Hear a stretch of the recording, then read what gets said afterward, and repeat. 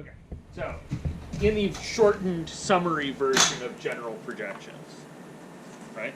We're projecting a vector B onto the span of some linear independent vectors. They have to be linearly independent. Check that they're linearly independent before you try to formulate any of this stuff, right? So we're going to project, and the way we're going to do that is we're going to calculate x hat,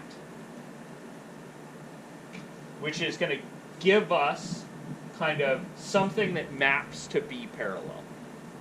You guys see that? So my x hat is the quantity of A transpose A's inverse, don't invert the pieces, you can't, times A transpose B.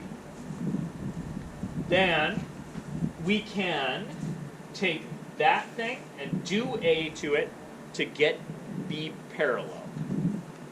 This thing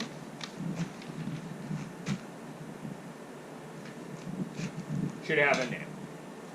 That's going to be our projection matrix P. So it's A done to the quantity of A transpose A's inverse A transpose.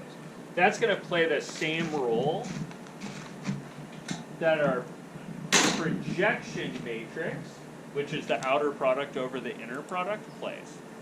So if we want to do one-dimensional projection, we go get our outer product divided by our inner product. If we want to do higher dimensional projection, then we need to make sure that we get the order right. But you guys see that this is kind of, this middle piece looks a lot like an inner product. I'm dividing by it. And then here is the outer product. Right, so if the order didn't matter here, I'd have outer product over inner product, but the order matters. See that? And then where do I get B perpendicular? Yeah, just take B, subtract B parallel, check, done. What's the important thing here? Remember to make sure your A's are linearly independent. You can't do any of this stuff without that.